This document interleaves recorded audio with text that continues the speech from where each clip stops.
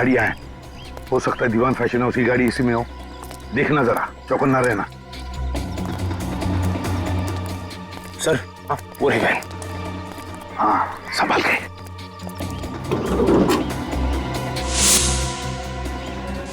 गाड़ी को अंदर से अच्छी तरह से चेक करो, देखो कोई ना कोई सुराग जरूर मिलेगा।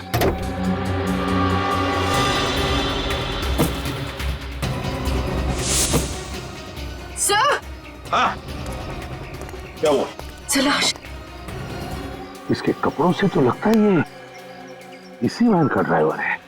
सर लगता है ये मुजरिम उन सभी लोगों को मार रहा है जिन्होंने उसका साथ दिया। हाँ पूर्वी, इसीलिए तो रोहन को भी गोली मारी उसने। सर इसकी जेब में कोई आईडी तो नहीं, बस ये मोबाइल फोन है। दीवान फैशन हाउस का नंबर, ये भी कॉन्टैक्ट नंबर नहीं है। अरे फोन रिकॉर्ड्स में इनकमिंग आउटगोइंग कुछ भी नहीं। पता चल गया कि राजा यानी रोहित का खून किसने किया। किसने? डीसीपी साहब ने। अगर उनकी किसी से दुश्मनी होगी तो हमसे होनी चाहिए थी। डॉक्टर सालुंके को क्यों मारा सर? उनका दुश्मन कौन हो सकता है? दुश्मन कोई घर का ही है दया। घर के भेदी ने ही लंका ढाई है दया, और ये घर का भेदी है डीसीपी चित्रोले। जनार्दन डीसीपी साहब से मिला, डीसीपी साहब के सामने गिड़गिड़ाया और अब डीसीपी साहब की हथेली पर उसने अपनी हथेली रखी। ये हथेली उठाई और ये छाप। कुछ लिखा था क्या जनार्दन के हाथ पर? सर मैं डीसीपी साहब से बात करता हूँ। और हम जनार्दन को ढूंढते हैं। क्या लगता है केडी, डीसीपी चित्रोले ने ये खून किए हैं? अभिजीत, मैं तो अदालत में यही प्रमाणित करने का प्रयास कर रहा था कि वो हत्यारे नहीं है, ये हत्याएं उन्होंने नहीं की, कि अचानक उन्होंने अपराध अपने सर ले लिया। बड़े विचित्र पुलिस ऑफिसर है, पूरा केस घुमा कर रख दिया। अच्छे अच्छों को घुमा देता है ये डीसीपी। अगर तुम इस आदमी को अच्छी तरीके से जानते होते तो इसका केस लड़ना तो दूर, इसे अपने पास खड़ा भी नहीं करते। इतना काइया आदमी है ये कि कब क्या कर बैठेगा कुछ पता नहीं चलता। ये जो अदालत में पलटी मारी है ना, अपना गुनाह कबूल कर लिया है, ये बिना बात के नहीं किया है। इसके पीछे कोई ना कोई चाल है केडी, कोई ना कोई चाल है। तो जब तक जनार्दन गवाही देने नहीं आया था तब तक तो सब कुछ ठीक चल रहा था। ये सब जो हुआ है जनार्दन की गवाही के बाद ही हुआ है। हाँ, जनार्दन जब डीसीपी साहब के पास जाके रोया उसके बाद ही कुछ हुआ है। करेक्ट। जनार्दन ने डीसीपी के हाथ पे कोई संदेश लिखा था, जिसे पढ़ने के बाद वो घबरा गए और उसके बाद ही उन्होंने अपना बयान बदल दिया था। तुम बिल्कुल ठीक कह रहे हो अभिजीत, वो संदेश ही इस चक्रव्यूह की जड़ है। और वो संदेश क्या था वो सिर्फ जनार्दन बता सकता था, मगर वो तो मर गया। सारा सीक्रेट अपने साथ ले गया, मगर जनार्दन के हाथ से शायद तारिका को कुछ पता चल सकता है। पर तब तक हमें कोई और रास्ता निकालना होगा। अब एक ही रास्ता बचा है। समय बहुत कम है और अदालत अपना निर्णय सुनाए उससे पहले जनार्दन के हत्यारे को ढूंढना होगा। जाएगा कहां वो? उसे तो हम ढूंढ निकालेंगे, बस समय बहुत कम है केडी, समय कम है। अभिजीत, सीआईडी के लिए कोई काम मुश्किल नहीं। हाँ तारिका। सर जितनी कोशिश करती हूँ काम में मन लगाने की, उतनी ज्यादा सालों के सर की याद आती है। देखो तारिका, मैं तुम्हारा दुख समझ सकता हूँ। वैसे सालुंके मेरा भी सबसे करीब दोस्त था। उसके जाने का दुख तो मुझे भी है। इसका मतलब ये नहीं कि मैं अपनी ड्यूटी नहीं करता। ड्यूटी तो करनी चाहिए, है ना? वैसे बहुत बुरी तरह से मारा है जनार्दन को। बड़ी खौफनाक मौत हुई है इसकी। हाँ सर, इसकी बॉडी पर मल्टीपल फ्रैक्चर्स हुए हैं। इसके सीने की रिब गेज, कंधे की हड्डी सब टूट चुकी है। इसका चेहरा भी बुरी तरह से कुचला गया है। सर मुझे लगता है इसे मारने के लिए इसके ऊपर ट्रक या बस चलाई गई होगी। ट्रक या बस से कुचल दिया है? अगर खुदी जनार्दन की मौत एक एक्सीडेंट दिखाना चाहता था तो फिर उसने जनार्दन की लाश को उस वेयरहाउस में क्यों छुपाया? वेयरहाउस में क्यों? ये बात कुछ हजम नहीं हो रही है। सर, हाँ। इसके हथेली पर ये जो कुछ लिखा हुआ है ना? क्या लिखा है डॉक्टर तारिक का? 1 मिनट, अभी बताती हूँ।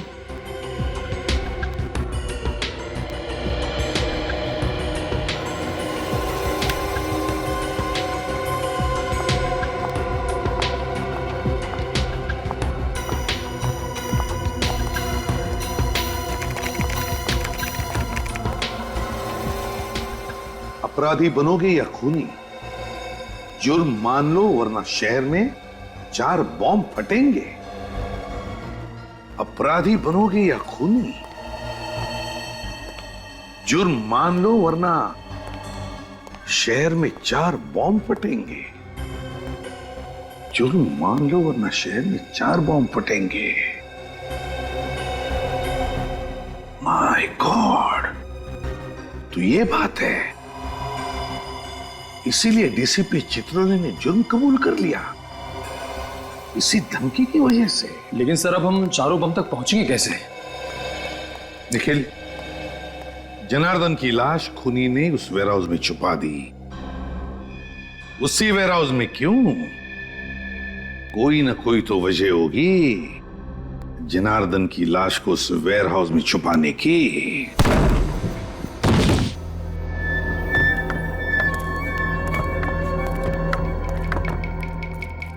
कमाल है, गोडाउन में सामान भरा पड़ा है, मगर ना कोई चौकीदार ना कोई सुपरवाइजर। किसी ना किसी को तो होना चाहिए था यहाँ पे। सर, जब जनार्दन की लाश यहाँ से मिली थी तभी यहाँ कोई नहीं था। सचिन, एक काम करो, बगल में जो गोडाउन है वहां के चौकीदार को लेके वहां पे। कोई ना कोई वजह जरूर होगी जो उन अपराधियों ने जनार्दन की लाश को यहाँ पे लेकर आया।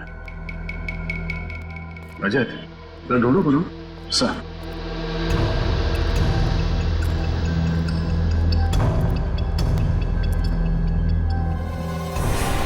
सर, हाँ रजत। सर ये देखिए। सर जरूर यहां पर कुछ डब्बे रखे हुए थे जो हाल ही में यहां से शिफ्ट किए गए। क्या होगा उन डिब्बों में? तो चेक करो।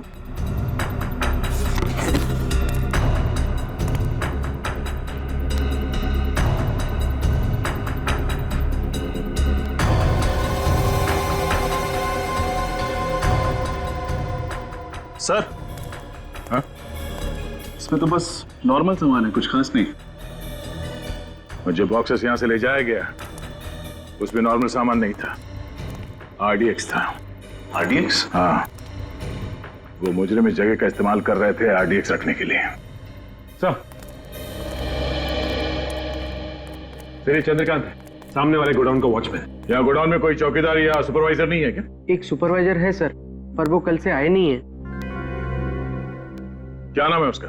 सर उनका नाम मनोज है। कहाँ रहता है? सर विद्याधर नगर। देखते ही ये चौकीदार गोडाउन छोड़ के अपने घर पे क्या कर रहा है। क्या 2 दिन से मनोज जी घर पे नहीं आए? नहीं, चिंता से तो मेरी जान ही निकली जा रही है। पता नहीं वो किस हाल में होंगे, ठीक भी होंगे या नहीं, आप हौसला रखिए, आपके पति जल्द ही घर वापस आ जाएंगे। अच्छा आप ये बताइए, क्या वो किसी जनार्दन नाम के आदमी को जानते थे? जनार्दन? नहीं तो, ये नाम तो उनके मुंह से कभी सुना ही नहीं। ये जनार्दन है, शायद आपने इसे कभी देखा हो। ये जनार्दन है? हाँ, आप इसे जानती हैं? हाँ, पिछले हफ्ते ये आदमी हमारे घर के सामने फोटो ले रहा था। फोटोज? किसकी? पता नहीं, मनोज पूछने गए तो कहने लगा कि मैं फ्रीलांस फोटोग्राफर हूँ और शौक के लिए गली मोहल्लों के फोटो निकाल रहा हूँ। सर मुझे तो लगता है कि ये जनार्दन मनोज के घर की जासूसी कर रहा था।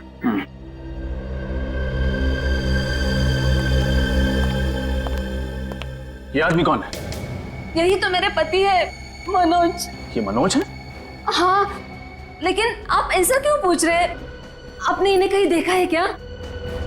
शायद। इनकी कोई मेडिकल रिपोर्ट्स हैं आपके पास? जी, अभी लाती हूँ।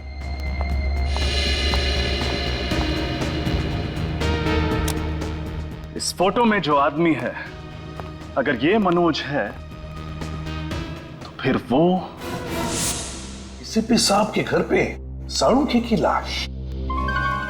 साळुंखे की लाश डीसीपी साहब के घर पर कैसे? साळुंखे, डीसीपी, ये मनोज और साळुंखे। माय गॉड, अब पता चला रजत क्यों चौंक गया था मनोज का फोटो देखकर। ये मनोज और साळुंखे एक ही कद के, एक ही रंग के हैं। ये देखो। सर मतलब जनार्दन कहीं इसलिए तो मनोज की जासूसी नहीं कर रहा था ताकि साळुंखे सर की जगह मनोज को। हाँ पूर्वी, ऐसा ही हुआ है, ऐसा ही हुआ है। किडनैपर्स ने सिर्फ मनोज का इस्तेमाल नहीं किया, बल्कि उसे किडनैप करने के बाद उसके वेयरहाउस में आरडीएक्स रखना शुरू कर दिया। आरडीएक्स रखना तो कहीं ऐसा तो नहीं कि मनोज को किडनैप करने के बाद उसका खात्मा कर दिया, मनोज को मार दिया? तो फिर अगर मनोज को मार दिया तो क्या साळुंखे जिंदा है? हाँ, जरूर साळुंखे अभी भी जिंदा है। और सब इसका डीएनए, उंगलियों के निशान सब डॉक्टर साळुंखे से मैच करते हैं।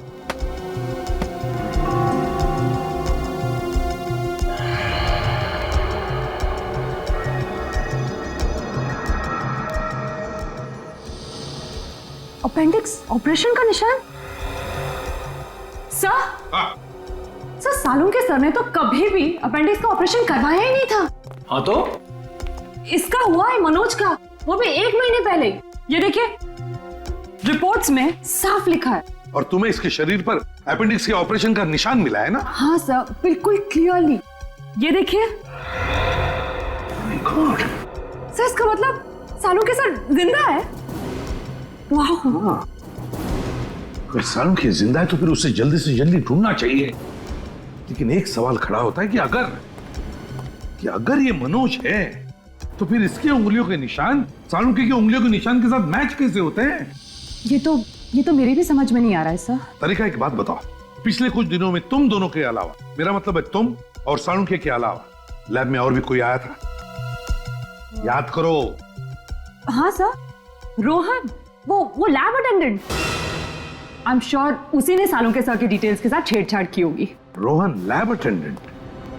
तो फिर इस रोहन को उठाओ और साळुंखे कहां, ये डीसीपी चित्रोले के घर से पता चलेगा।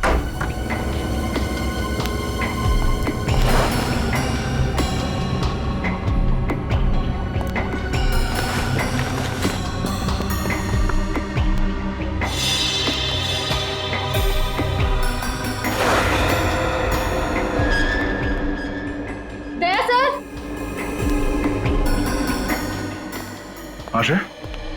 सर, खिड़की का कांच टूटा हुआ है, मुजरिम यहीं से अंदर आया होगा।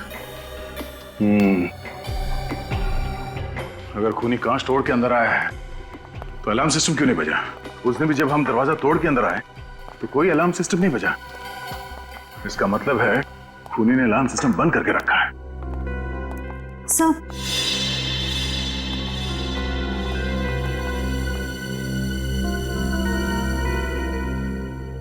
अलार्म बंद है। लेकिन सर, जब मुजरिम ने खिड़की तोड़ी तब तो अलार्म बजा होगा ना? तो क्या उसने अंदर आकर ये अलार्म बंद किया? एक बार अलार्म सिस्टम बच जाए तो उसे बंद करने के लिए इसमें पासवर्ड डालना पड़ता है। लेकिन सर, ये पासवर्ड तो सिर्फ डीसीपी सर जानते होंगे, तो फिर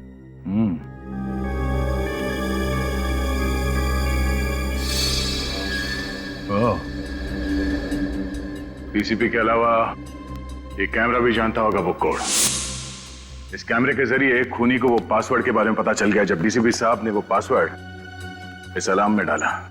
लेकिन सर, इस कैमरा की फुटेज उस मुजरिम तक कैसे पहुंची होगी? सर, हो सकता है उस मुजरिम ने यहाँ कहीं आसपास ट्रांसमीटर छुपा रखा हो। हाँ, ट्रांसमीटर होना चाहिए आसपास। तो खिड़कियों के आसपास देखो। Yes sir.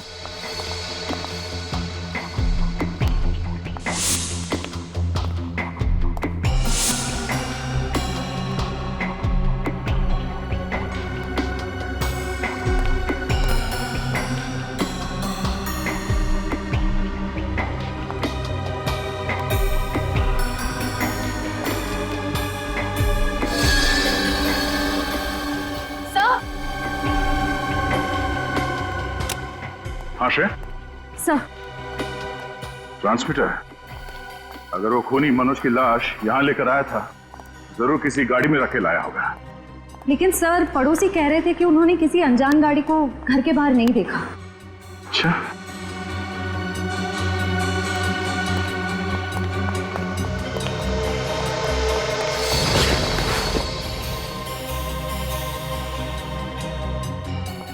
इस न्यूज़पेपर वाले ने जरूर कुछ देखा होगा।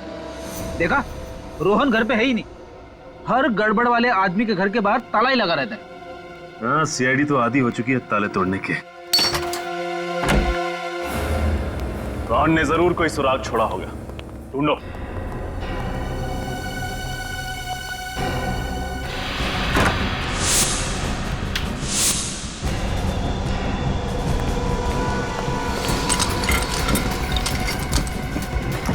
सचिन, फ्रेडे!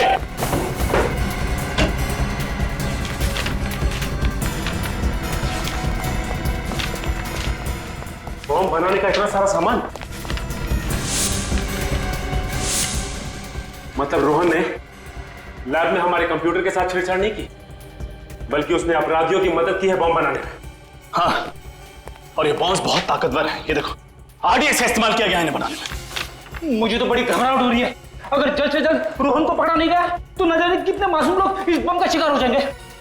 सब कुछ नहीं होगा फ्रेड, रोहन को हम जरूर पकड़ेंगे, और बॉम्ब्स मिलने के पहले पकड़ेंगे। टूटा हुआ सिम कार्ड, जरूर रोहन ने नया सिम कार्ड खरीदा होगा।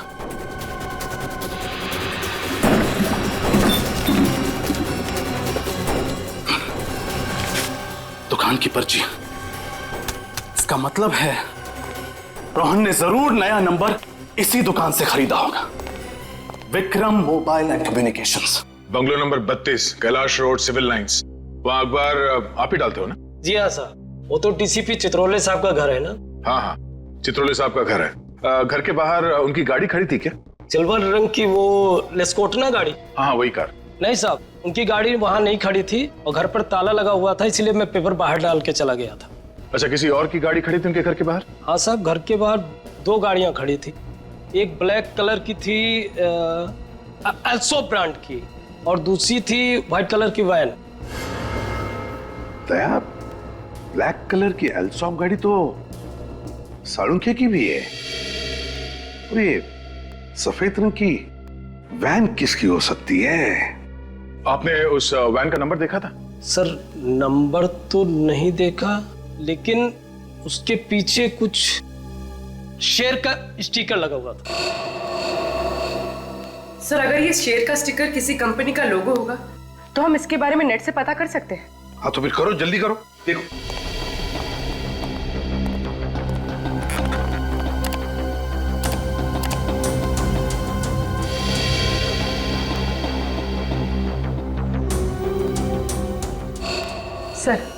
सर ये है सारे लोगो। आओ दिखाओ जरा, कौन सा स्टिकर था? देखो, ये सारे लोगोज है। ये वाला सर। Diwan fashion house. पूर्वी, काम करो, इस दीवान फैशन हाउस में फोन करके पूछो कि उनके पास कोई सफेद रंग की डिलीवरी वैन है क्या, जिसके ऊपर ये ऐसा स्टिकर है। आप जा सकते हैं। Thank you. दया, ये दीवान फैशन हाउस की गाड़ी का, ऐसी गाड़ी उनके पास क्या कर रही थी? सर, हाँ सर, उस रोहन का नया मोबाइल नंबर पता चल गया। गुड। कहां पर ट्रेस हुआ? सर, उसका फोन मालवीय नगर में ट्रेस हुआ है सर। सर, जीपीएस के हिसाब से रोहन का फोन एक जगह पे रुका नहीं है, बल्कि एक जगह से दूसरे जगह पे मूव कर रहा है सर। मालवीय नगर। हेलो दीवान फैशन हाउस, हाँ मैं सीआईडी से इंस्पेक्टर पूर्वी बोल रही हूँ। आपके पास कोई सफेद कलर की डिलीवरी वैन है?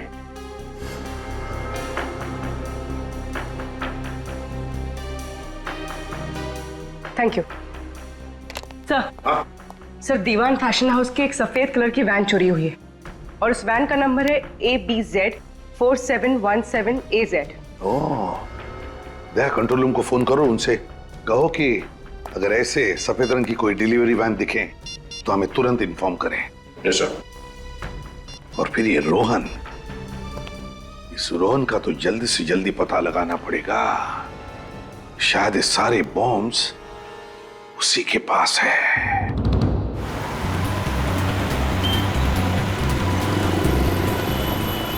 तेरी रोहन का मोबाइल प्रिंस रोड की तरफ मुड़ गया। ओह नो, कहीं ये सेलू बाजार तो नहीं जा रहा?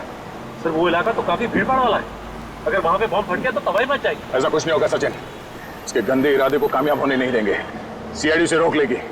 एक काम करते हैं, आगे से राइट लेते हैं शैतान चौकी से, शॉर्टकट है सीधे सेंट्रल बाजार जाने के लिए।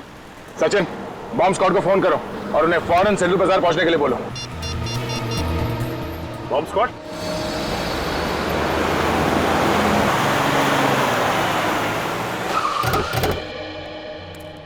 यही से आ रहा है?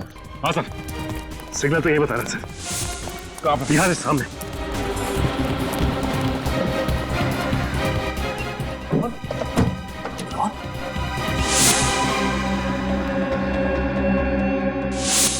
ये जिंदा है, एम्बुलेंस बुलाओ। सचिन जल्दी। अजित इसे बाहर निकाल। संभाल के, गोली सीधे छाती पे मारी है।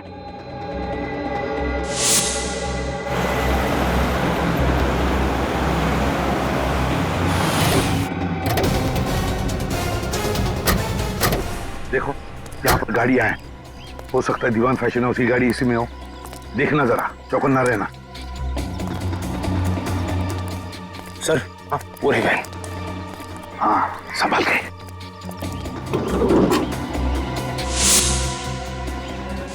गाड़ी को अंदर से अच्छी तरह से चेक करो, देखो कोई ना कोई सुराग जरूर मिलेगा।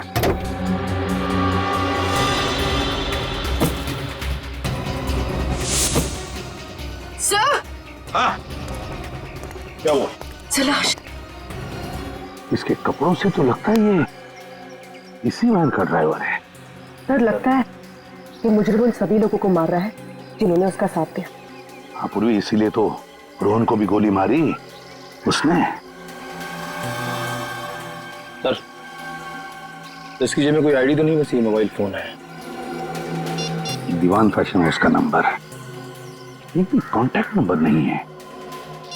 अरे फोन रिकॉर्ड्स में इनकमिंग आउटगोइंग कुछ भी नहीं।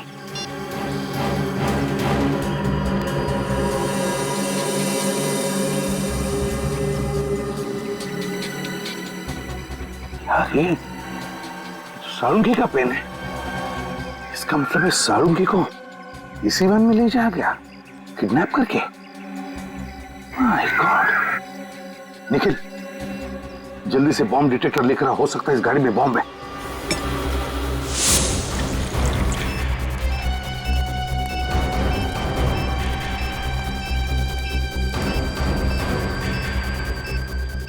गाड़ी के नीचे भी नहीं, गाड़ी के अंदर भी नहीं है, तो फिर कहां है?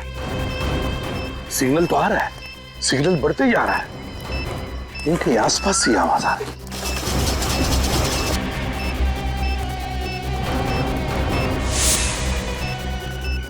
सिग्नल और भी बढ़ने लगा।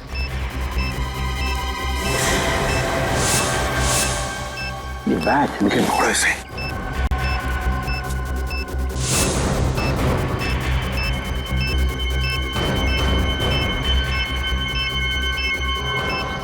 सिग्नल तो दिखा रहा है, बॉम्ब यहीं कहीं आसपास है।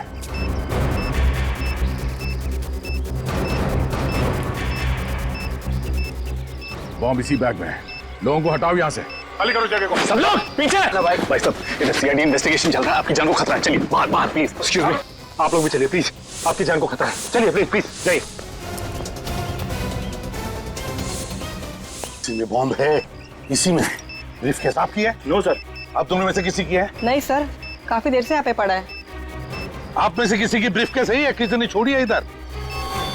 ठीक है, सबको पीछे कर दो। आइए आप लोग पीछे, जल्दी आइए प्लीज, दूर हो जाइए जल्दी। रुक इधर। स्कूटर यहाँ पे किसने पार्क किया? ये सब सुबह से यहाँ खड़ा है, मुझे नहीं पता किसका है। स्कूटर सुबह से ऐसे ही खड़ा है यहाँ पे? हाँ साहब, सुबह से खड़ा है यहाँ पे। तुमने देखा ना किसने पार्क किया स्कूटर? साहब मैं अपने काम में बिजी था, मुझे ध्यान नहीं रहा। चलो भागो यहाँ से।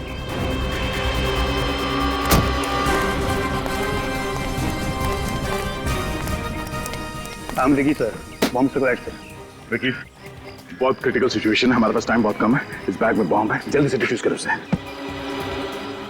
लेकिन सर, इस ब्रीफकेस के कोड तो लॉक है। नंबर लॉक खोल कर देखते हैं, खुलता है क्या?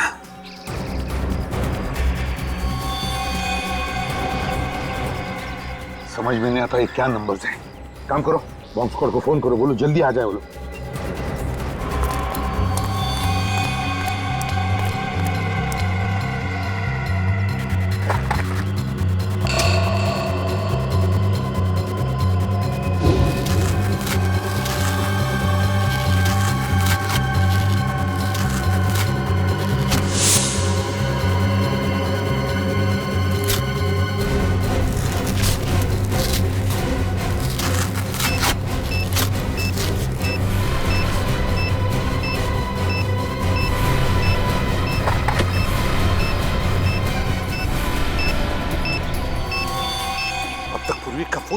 तो मैंने बॉम्ब स्क्वाड वाले से बात की, वो कह रहे कि आधा घंटा और लगेगा होने में।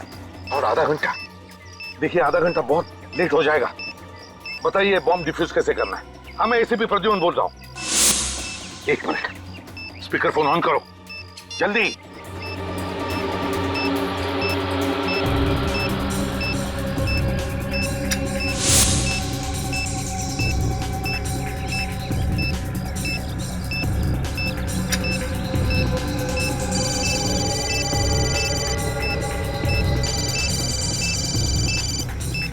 सर ये तो रोहन का फोन बज रहा है, कोई लैंडलाइन नंबर है। सर फोन नहीं उठाएगा, अगर फोन रिसीव किया तो बम फट जाएगा सर। इसका कनेक्शन इससे है सर। व्हाट? जल्दी कुछ कीजिए। हाँ बॉम्ब पे टाइमर लगा हुआ है, टाइमर बंद है, घड़ी बंद है। वो है उसमें दूसरा तार लगा हुआ है, पीले रंग की, लाल रंग की और नीले रंग की वायर्स हैं। एक काम करिए, पहले आप पीला वाला वायर काटिए। पीला वाला?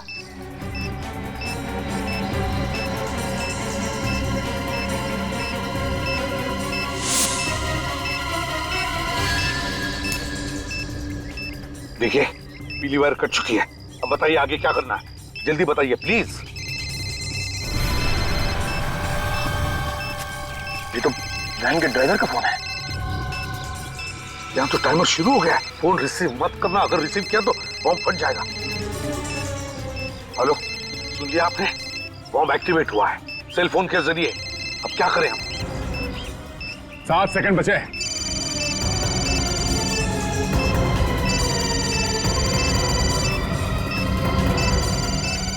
जल्दी करो विकी, सिर्फ 3 सेकंड बचा है विकी, जल्दी करो।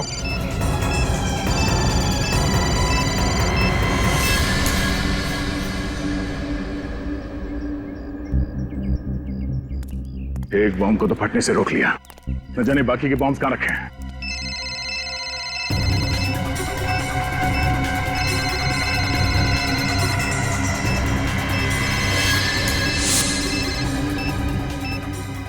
हेलो, लाल वाला काट दिया। अब देखो सिर्फ 30 सेकंड बचे, जल्दी बताइए क्या करना है। आप लोग भाग जाइए वहां से, हट जाइए पीछे, My फटने God. वाला है। जल्दी let's go. चलो जल्दी।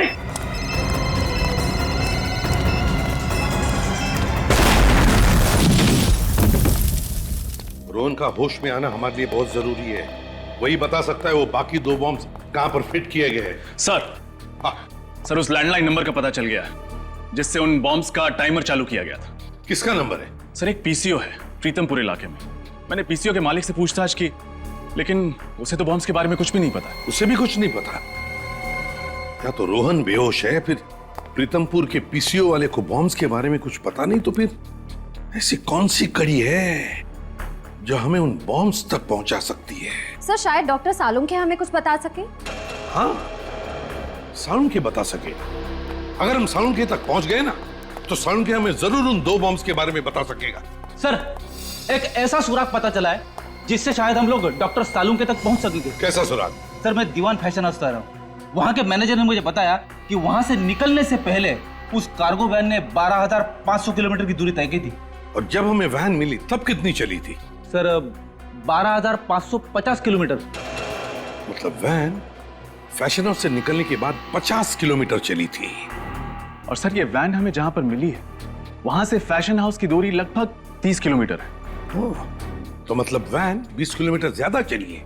तो इसका मतलब है जहां पर वैन मिली थी वहां से 10 किलोमीटर के दायरे में ही सालुंखे को कहीं पर बंदी करके रखा है। और ये जगह जरूर किसी बीच के आसपास है, क्योंकि वैन के टायर से और ड्राइवर के जूते से हमें रेत मिली है। जरा मैप दिखाओ। Yes sir.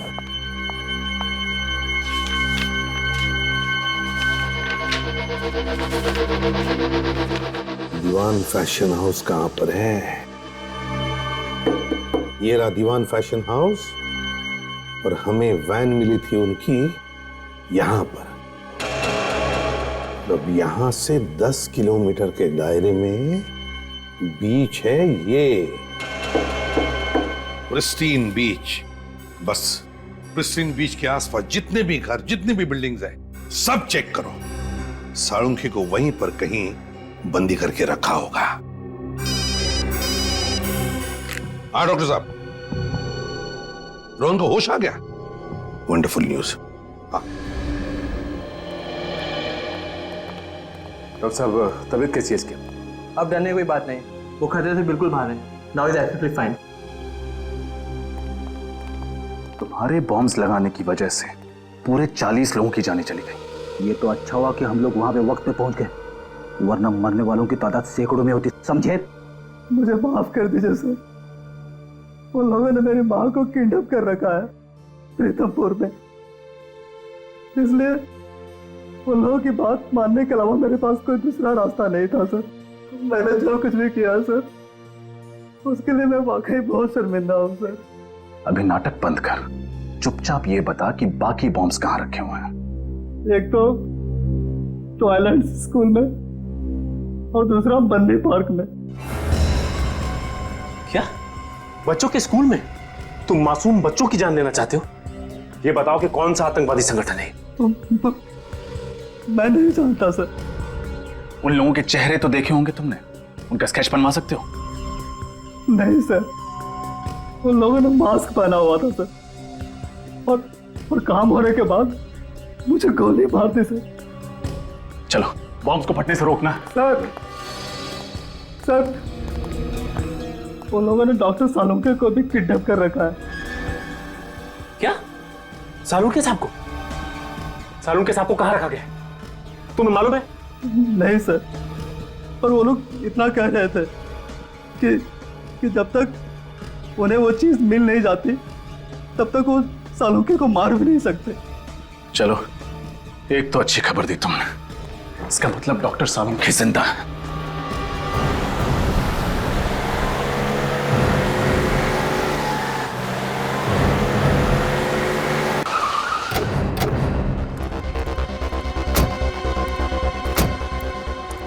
सचिन, फ्रेडी, पूरा एरिया छान मारो। तुम? हाँ साहब। एक बात बताओ, किसी अनजान आदमी को तुमने स्कूल के आसपास कहीं देखा? नहीं साहब। ठीक से याद करो, कोई आदमी जिसके पास बैग हो, कोई ब्रीफकेस हो। नहीं साहब, ऐसा तो कोई आदमी नहीं देखा। स्कूल के अंदर कोई अनजान आदमी तो नहीं घुसा ना? नहीं साहब, स्टूडेंट्स और पेरेंट्स के अलावा अंदर किसी भी इंसान का जाना मना है। और अगर कोई आदमी पेरेंट बन के घुस जाए तो? सर, पेरेंट्स के स्पेशल आई कार्ड होते हैं, हम उसे देख के अंदर छोड़ते हैं। हाँ ठीक है। ये स्कूटर किसका है? नहीं पता साहब। पागल हो क्या? पूछ रहा हूं मैं इतनी देर से।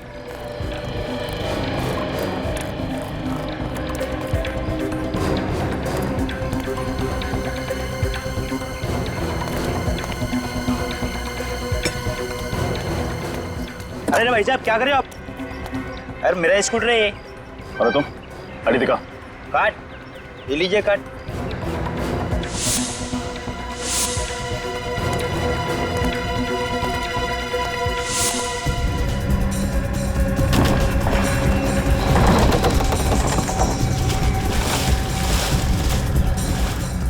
चल।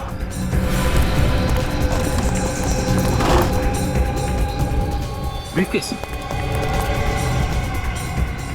बिल्कुल ऐसा ही ब्रीफकेस तो एमआई रोड पर था। फ्रेडी, बॉम्ब स्क्वाड को फोन लगा।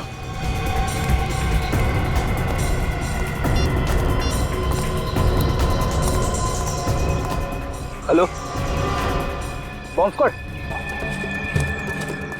हाँ सर, बॉम्ब डिफ्यूज हो गया है सर। Thank God. हाँ हाँ सर, हम लोग पार्क पे पहुंच गए sir. Okay sir. Sachin, Rajat, बाहर खाली करो जल्दी, बम ढूंढो। चलिए आप लोग यहाँ से बाहर जाइए, बाहर से बाहर जाइए जल्दी। हटिए आप लोग भी प्लीज, सीआईडी इन्वेस्टिगेशन चल रही है, प्लीज जगह खाली कीजिए, खाली कीजिए, खाली कीजिए, पार्क खाली कीजिए, जल्दी जल्दी प्लीज।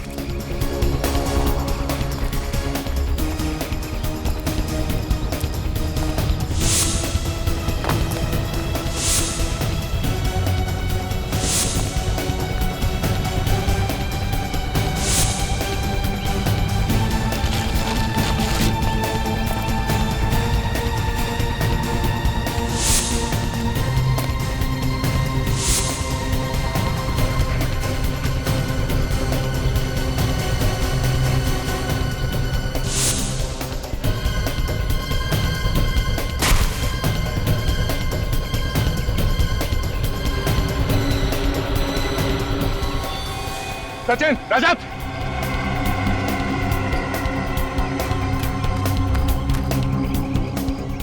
ब्रीफकेस, शायद इसी में बॉम्ब है। बॉम्ब स्क्वाड को फोन करो जल्दी।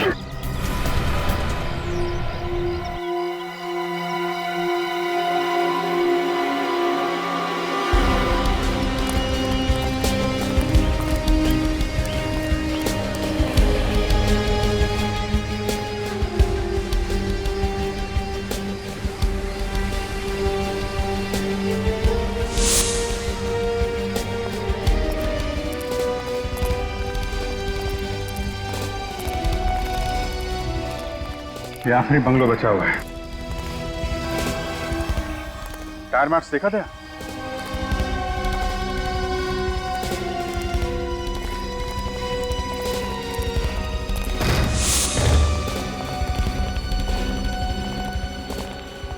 दाईं तरफ देखो।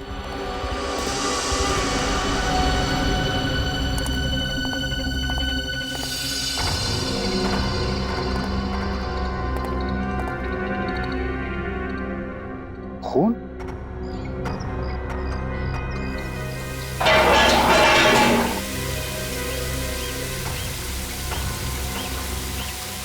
साळुंखे सर,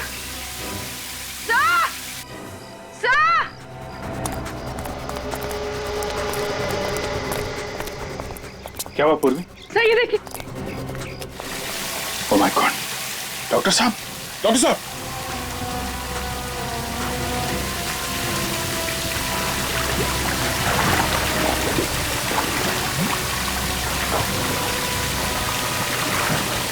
जल्दी से सीढ़ी का इंतजाम करो, पानी बंद करो।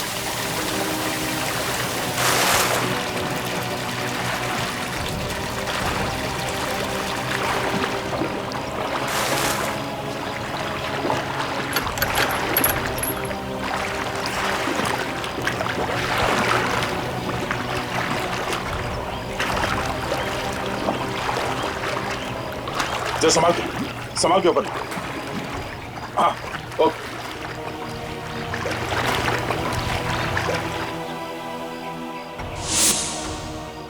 डॉक्टर साहब, पूर्वी जल्दी हॉस्पिटल में फोन करो।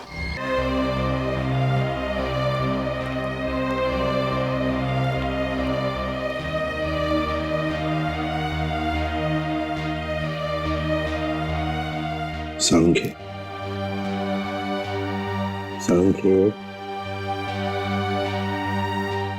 अबे तू तो जिंदा है?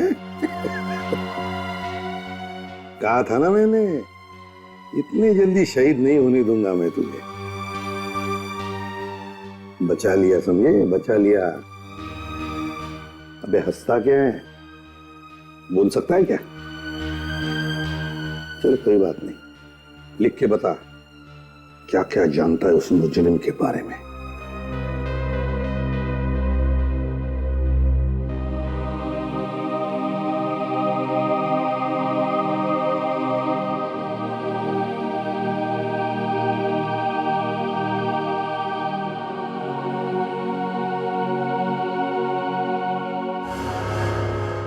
तीजा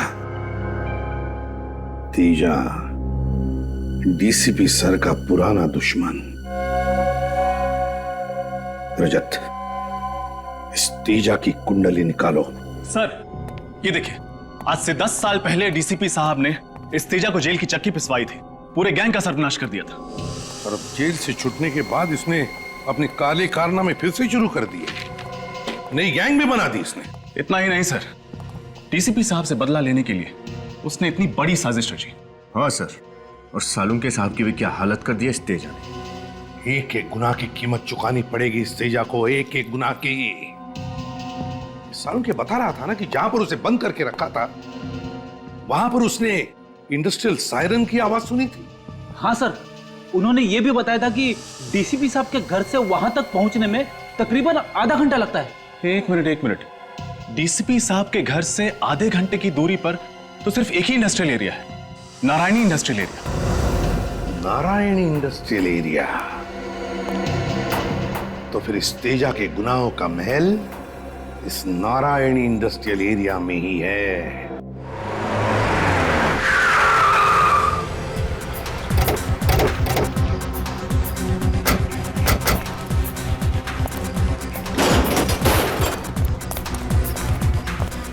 कहाँ जा रहे हैं आप लोग?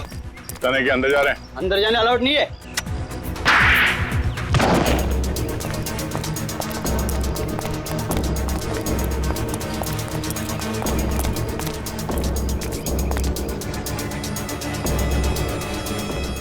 संभाल के, पता नहीं कितने लोग हैं अंदर।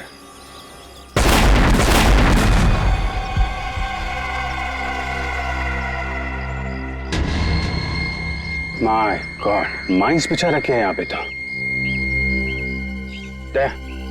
पहले इन माइंस को खत्म करना पड़ेगा।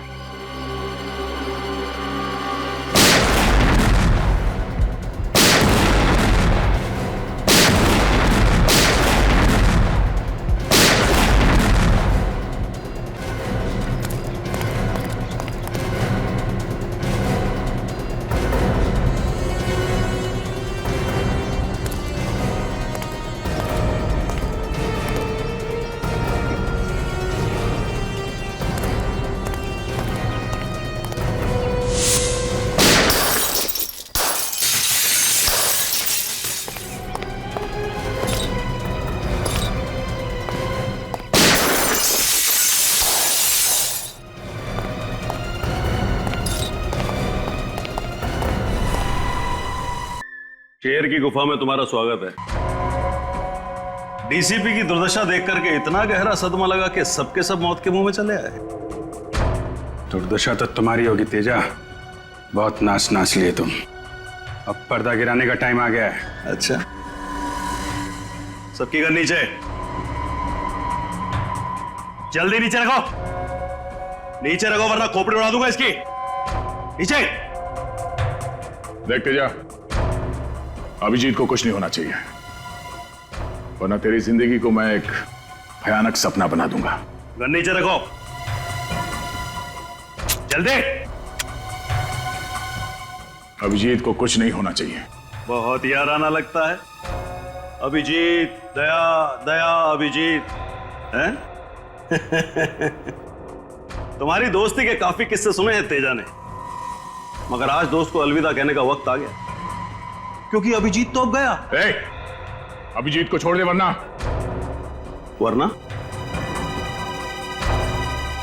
वरना क्या? तेरे इस अभिजीत को ऐसी जगह गाड़ूंगा कि जिंदगी भर ढूंढता रह जाएगा, फिर भी उसका कंकाल नहीं मिलेगा। तेरा वो डीसीपी जेल में सड़ेगा और तुम दोनों शमशान में।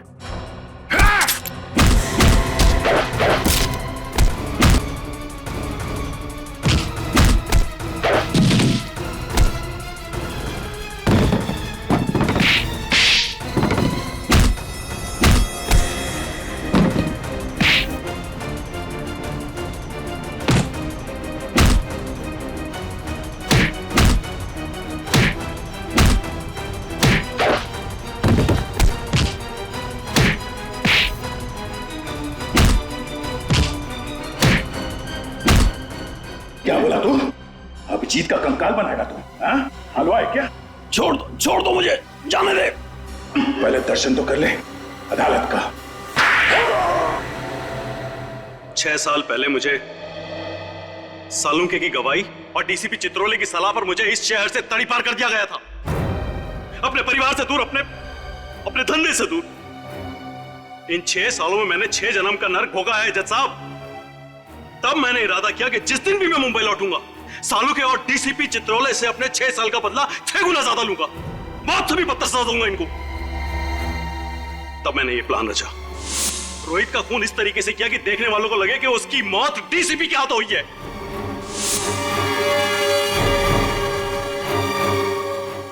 और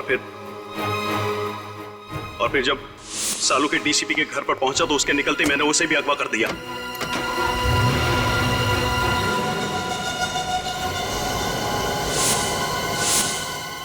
और फिर सालू के कपड़े एक लाश को पहनाकर अपने आदमियों के द्वारा डीसीपी के कमरे में छुपा दिया। उसका चेहरा इस कदर बिगाड़ दिया कि देखने वाले पहचान नहीं सके कि वो कौन है। और फोरेंसिक्स की वो रिपोर्ट जो कहती थी कि वो मृत शरीर डॉक्टर सलूंखे की है, वो भी स्पष्ट है कि आप ही ने बदल पाए। जी हाँ, ये काम भी मेरे आदमी ने किया। कंप्यूटर टेक्नीशियन के भेस में जाकर बड़ी चालाकी से उसने सालुंखे के डेंटल, डीएनए और ब्लड रिकॉर्ड्स उस लाश के रिकॉर्ड्स के साथ में बदल दिए। राइट। और छोटू चाय वाला और ड्राइवर जनार्दन, ये भी आप ही के आदमी थे? जी हाँ, वो सब भी मेरे आदमी थे। मैं डीसीपी चित्रोले की बाकी की जिंदगी सलाखों के पीछे देखना चाहता था और सालुंखे को अपने पास में कैद रख करके घुट-घुट करके मौत देना चाहता था, लेकिन तुमने और सीआईडी ने मिलकर के सब बर्बाद कर दिया। Sorry about that. One who lives by the gun dies by the gun. Teja, जो व्यक्ति बर्बादी को पालता है उसका अंत भी बर्बादी ही होती है। The defense finally rests your hand. यह अदालत मुजरिम तेजा को अंडरकवर ऑफिसर रोहित और ड्राइवर जनार्दन के कत्ल के जुर्म में दोषी पाते हुए दफा 302 के तहत उम्र कैद की सजा सुनाती है और डीसीपी चित्रोले को इस केस से बाइज्जत बरी करती है। The case is closed.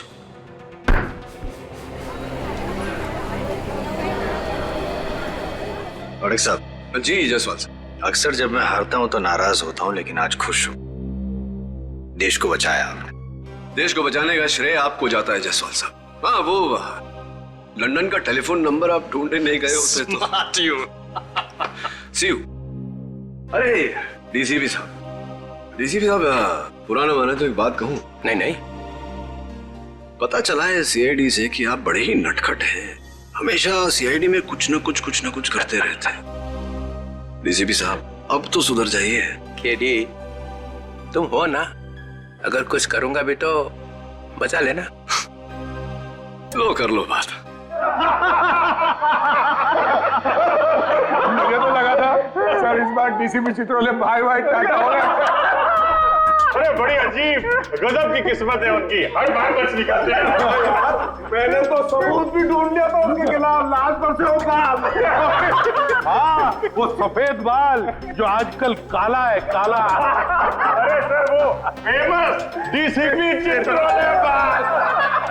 मैं तो कहता हूँ उस बाल की वजह से डीसीपी साहब कम से कम 10 साल के लिए अंदर चले जाते। 10 साल के बगैर उस बाल ने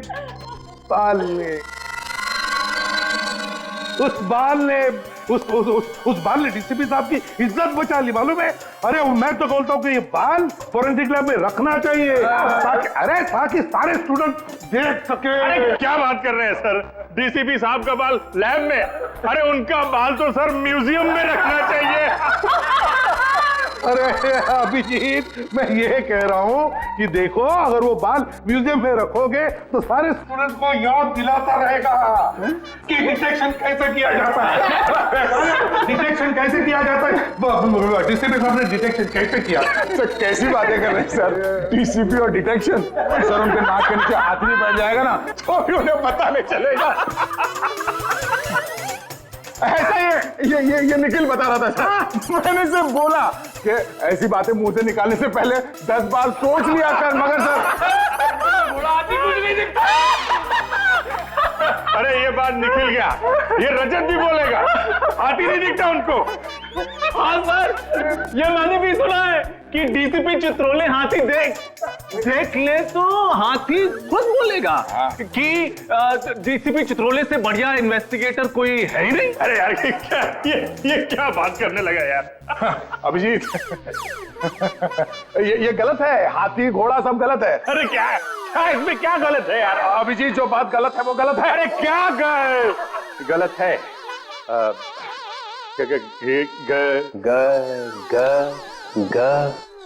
ग से गधा। ग से गलत है सर। मुझे हाथी घोड़ा दिखाई नहीं पड़ता है। सर मैं तो आपकी टीम में हूँ सर। क्या? नहीं सर, आपकी टीम में हूँ। धोबी का कुत्ता, ना घर का ना घाट का। सर वो तो हमने तो आपको बचाने के लिए एड़ी चोटी का जोर लगा दिया सर, दिन रात डिटेक्शन किया, वो सुराग ढूंढ के निकाला सर।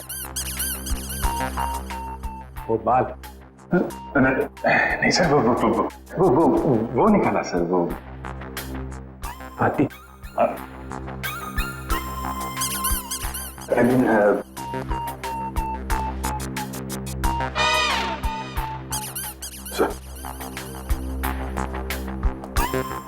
मेरा बाल म्यूजियम में जाएगा।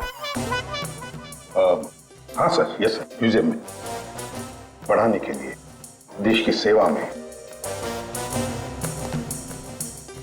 देश की सेवा?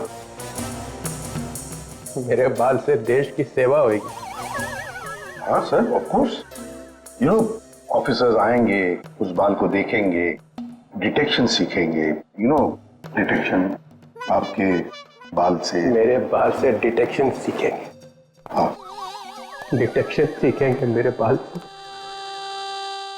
देखो तुम लोग आगे आगे क्या होता है।